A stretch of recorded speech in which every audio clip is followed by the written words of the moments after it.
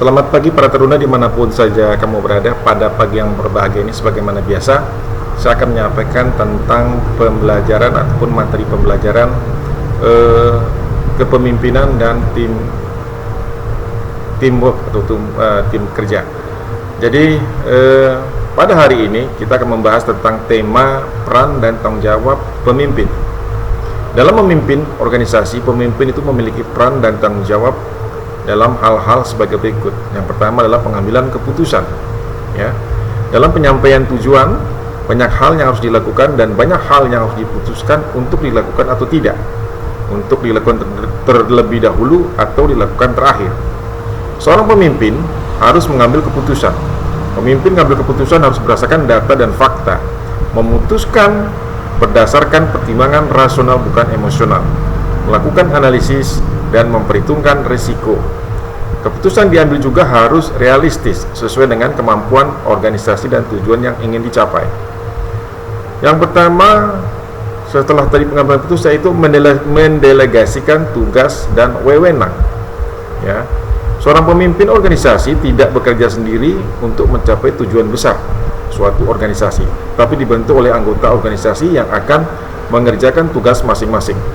Dalam hal ini, pemimpin akan menginterventaris pekerjaan apa saja yang harus dilakukan untuk mencapai suatu tujuan. Ya, yang pertama, melakukan pengawasan. Nah, setelah menetapkan tujuan dan membagi pekerjaan, pemimpin harus melaksanakan fungsi kontrol atau pengawasan terhadap kinerja anak buahnya untuk memastikan tercapainya tujuan. Setiap penanggung jawab pekerjaan harus melaporkan kemajuan pekerjaan kepada pemimpin secara berkala. Nah, apabila muncul hambatan dan masalah, akan didiskusikan cara-cara penyelesaian masalah. Selanjutnya, mengembangkan partisipasi anggota. Setiap anggota suatu organisasi berperan dalam kemajuan dan keberhasilan organisasi. Partisipasi aktif anggota organisasi yang tinggi meningkatkan keberhasilan perusahaan. Peran serta anggota organisasi yang tinggi meningkatkan keberhasilan perusahaan dan juga meningkatkan motivasi dan rasa memiliki anggota untuk bersama-sama mencapai suatu tujuan organisasi. Nah, selanjutnya apa lagi? Yaitu melakukan evaluasi. Evaluasi ataupun penilaian hasil kerja bertujuan untuk melihat tingkat keberhasilan pekerjaan. Apabila ternyata hasil evaluasi menunjukkan tingkat keberhasilan yang rendah, perlu dicari cara-cara untuk melakukan perbaikan. Nah, hasil evaluasi perlu disampaikan kepada anggota. Bagi para anggota yang pencapaiannya baik, diberi suatu penghargaan ataupun reward. Dan selanjutnya, menunjukkan perhatian. Sebentar, cari. Sudah agak terlewat sedikit tadi ya. Menunjukkan perhatian kepada anggota organisasi. Nah, setiap orang membutuhkan pengakuan atau atas keberadaannya.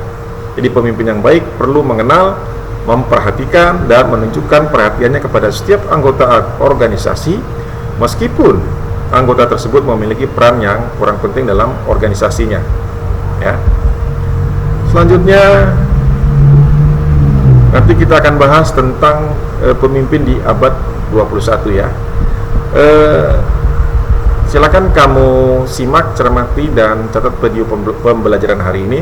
Apabila ada hal-hal yang kurang dipahami ataupun kurang jelas, kita bisa diskusikan di kelas pada pertemuan yang akan datang.